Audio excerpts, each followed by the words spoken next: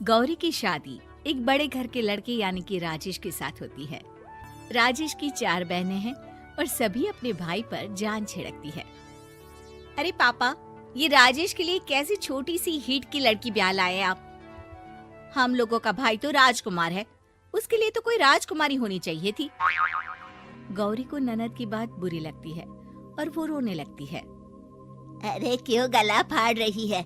क्या गलत बोल दिया मेरी बेटी ने? एकलौता बेटा है हमारा, समझी? वो तो तेरे ससुर हाँ कराए थे, वरना मैं तो ना करवाती तेरी शादी अपने हीरे जैसे बेटे से। ननदे सास को भरती और सास गौरी से लड़ती। ये क्या है? तुम्हारी बहनें और माँ आए दिन मुझे खरी खोटी सुनाती रहती है। क्यों नहीं बोलते उन लोगों को कुछ? अरे क्या बोलूं?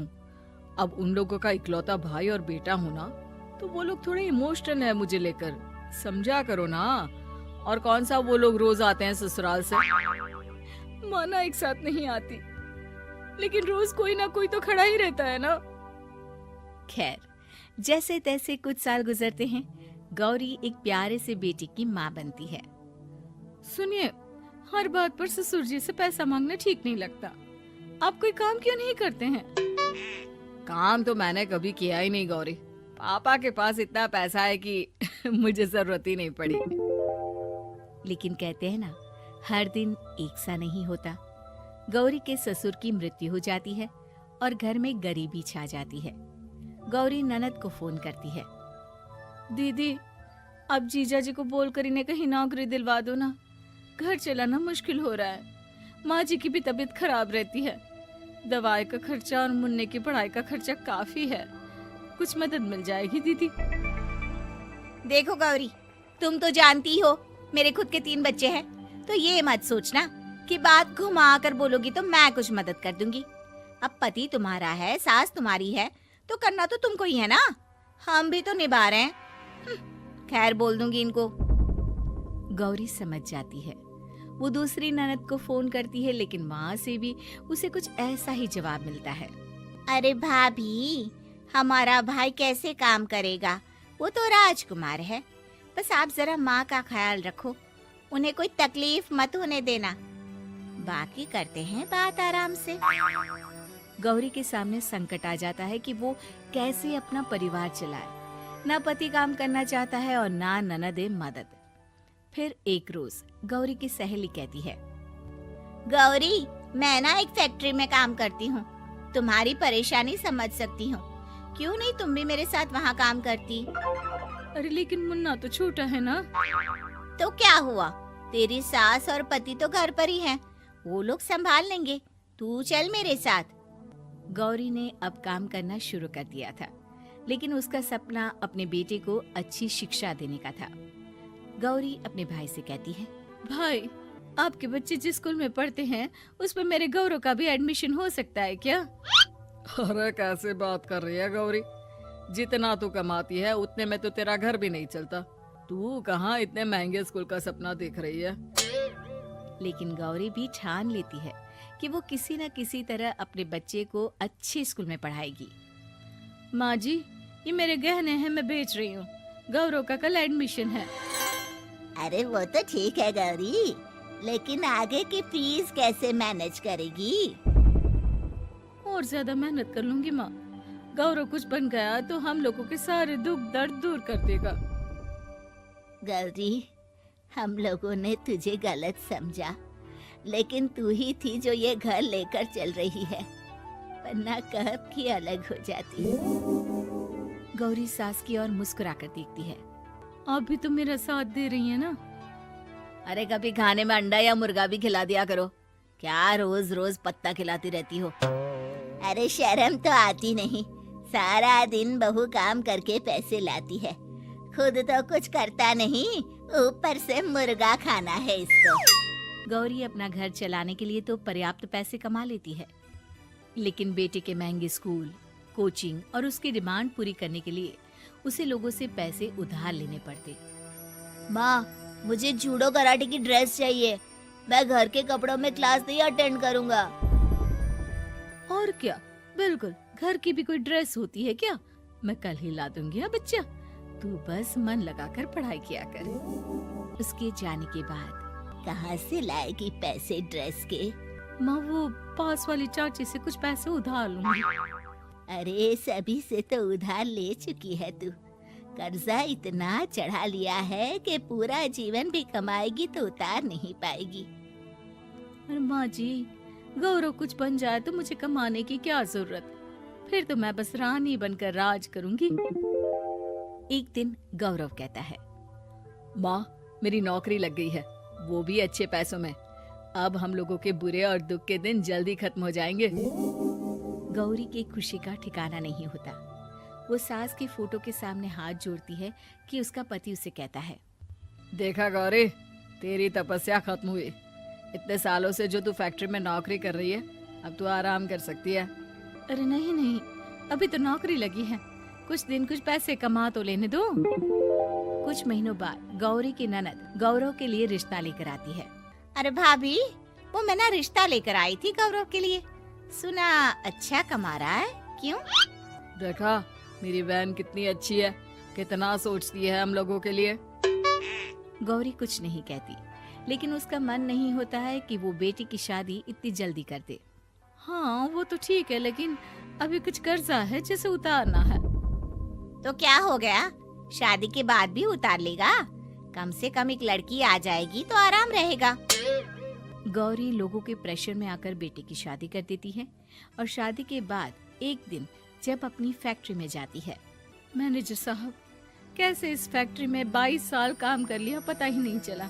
अब तो बेटा सेटल हो चुका है, नौकरी की जरूरत नहीं है, लेकिन आप सभी का शुक्रिया। गौरी बहन, बहुत मेहनत की तुमने जीवन में, अब भगवान कोई मुश्किल ना दे। गौरी घर आती है, लेकिन दरवाजे के बाहर से ही उसे बहू और बेटे की आवाज सुनाई देती है। क्या है, तुम्हारी माँ ने तो सोचा भी नहीं कि जो कर्जा वो ले रही है खुद की अय्याशी के लिए, वो हम लोग क्यों भरे? उनका कर्जा है वो देखे। हाँ लेकिन क्या करूँ, माँ को छोड़कर रह भी तो नहीं सकता ना।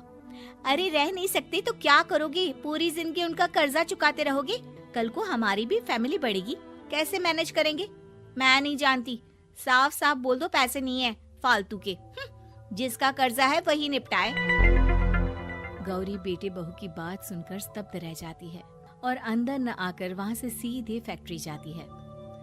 मैनेजर साहब, मैं सोच रही थी कि इतनी जल्दी नौकरी नहीं छोड़नी चाहिए, जब तक हिम्मत है तो कर लेते हैं। वो मेरा इस्तीफा ना वापस कर दीजिए। ये बोलकर गौरी की आंख लाल हो जाती है। मैनेजर समझ जाता है कि गौरी की उम्मीद टूट चुकी है। वो उसके हाथ में इस्तीफा रखकर कहता है, कर्जा माँ का है तो माँ ही चुकाएगी। माँ का कर्जा आज तक क्या कोई चुका पाया है? घुंघराले बाल। राइना बचपन से ही खूब सुंदर थी। उसके लंबे लंबे घुंघराले बाल से हमेशा उसका चेहरा ढका रहता। अरे भूत बनकर घूमती रहती है, चल तेरे बाल कटवा दूं। अच्छा क्यों भला? स्कूल में तो सारा वक्त बांधकर घूमना पड़ता था, अब तो मैं कॉलेज जाऊंगी और बाल खोल कर घूमूंगी। हाँ। अरे ये बाल देख रही है, ऐसे लगता है जैसे मधुमक्खी का छत्ता। खैर, घने घने घुंघराले बालों से राइना सुंदर तो लगती, लेकिन उसे संभालना उसके लिए बड़ा काम था। माँ, अरे माँ, शैम्पू खत्म हो गया है, इस बार वो वाला लाना ना जो घुंघराले बालों को और बाउंसी बनाता है। माँ ले आना हाँ जरूर से, कल मेरा कॉलेज का पहला दिन है, मैं चाहती हूँ सब मुझे देखकर जले। अगले दिन राइना कॉलेज पहुँचती है, जहाँ एक लड़का उसे छेड़ते हुए कहता है, अरे लगता है चाउमीन में सोया सॉस कुछ ज्यादा ही गिर गया। अरे मुझे तो चेहरा दिख ही नहीं रहा। लड़कियां भी राइना का मजाक उड़ाती है। अरे यार, ये कंगना की कॉपी करके कौन आया है? लोकल कंगना और कौन? राइना को सभी पर गुस्सा आता है, लेकिन वो कुछ नहीं कहती। स्कूल में तो बाल बंधे ही रहते थे, लेकिन कॉलेज में राइना एक लड़की से कहती है, हाय, मेरा नाम राइना है, मुझे आर्ट्स डिपार्टमेंट में जाना है, कहाँ से है रास्ता? अपने बाल हटा कर देखो, सामने ही बोर्ड लगा है। राइना को कॉलेज में भी दोस्त बनाने में दिक्कत आ रही थी। वो रोते रोते घर आ जाती है। माँ मैं क्या करूं? आज तो सारा दिन लोगों ने न जाने क्या क्या बोलकर मेरा मजाक ही बना कर रख दिया। माँ प्लीज कुछ करो ना मेरे बालों का। मैंने तो पहले ही कहा था कटा दे, पर तू। अरे कटाने से क्या होगा, उल्टा जो थोड़े बांध कर ये इन्हें समेट सकती है ना, वो भी नहीं कर पाएगी। तो क्या मेरी कोई दोस्त नहीं बनेगी कॉलेज में, या मैं हमेशा लोगों के मजाक का ही शिकार होती रहूंगी? रायना जोर जोर से रोने लगती है। तभी उसका छोटा भाई आ जाता है और रायना के बालों के बीच एक पेंसिल छुपा देता है। तभी उसका दोस्त भी पीछे से आ जाता है। अरे ढूंढो ढूंढो, कहाँ है पेंसिल? मैं नहीं बताऊंगा। दोस्त काफी कोशिश करता है लेकिन उसे पेंसिल नहीं मिलती। वो वहाँ से चला जाता है। थैंक्स दी, आज आपके बालों ने तो मुझे बचा ही लिया। अच्छा, बहुत दिनों के बाद बालों को लेकर कुछ अच्छा सुनने को मिला। मुझे भी पहले लगता था कि मेरे बाल सबसे सुंदर है, लेकिन अब पता चला। अरे क्या पता चला, क्या हो गया? देख, किसी भी चीज के ना दो पहलू होते हैं। या तो तुम बालों से ही लोगों का मन जीतो, या फिर रोती रहो। अब ऐसे घने बाल तो तुम्हें भगवान ने दिए हैं। रायना को पिता की बात समझ में आ जाती है। वो सोच लेती है कि जिन बालों के कारण वो कॉलेज में एक भी दोस्त नहीं बना पा रही है, उन्हीं बालों से वो दोस्तों की लाइन लगवा देगी। अगले दिन कॉलेज में डेस्क में रायना बालों को आगे कर लेती है और लोगों को लगता है कि रायना का चेहरा पीछे है, लेकिन रायना घने घुंघराले बालों को हटाकर हंसने लगती है। देखा मेरे बालों का कमाल, इससे मेरा चेहरा भी नहीं दिखता और मैं चलती क्लास में सो भी सकती हूँ। सभी रायना को देखकर हंसने लगते हैं। क्लास में परीक्षा चल रही होती है तो रायना अपने बालों में चीटिंग के पेपर छुपा छुपा कर आसपास के बच्चों की मदद भी कर देती है, जिसके बाद से तो रायना क्लास की हीरोइन बन जाती है। वाह रायना, तेरे बाल तो बहुत कमाल के हैं। मैं तो इन्हीं के कारण पास हो गई। और पता है, मैं तो अपने काम का सामान रायना के बालों के बीच में ही फंसा देती हूँ। जैसे जैसे काम होता है वैसे वैसे इस्तेमाल करती हूँ। अब तो क्लास में हर कोई रायना के साथ बैठने की जिद करता। रायना में इसे लेकर घमंड आ जाता है। उसे लगता है कि वही क्लास की सबसे डिमांडिंग लड़की है। फिर एक दिन, मैं इस कॉलेज में नई नई आई हूँ, क्या आप मेरी दोस्त बनेंगी? मैं? ओह सॉरी, मैं इस क्लास की सबसे डिमांडिंग लड़की हूँ। हर कोई मेरे साथ ही रहना चाहता है। एक काम करो ना, वो पीछे की सीट दिख रही है, जाओ जाकर वहीं बैठ जाओ। लड़की को रायना की बात बहुत बुरी लगती है, लेकिन वो करती भी तो क्या, जाकर चुपचाप पीछे की सीट पर बैठ जाती है। तो आज का लेसन सबने याद किया है ना बराबर से?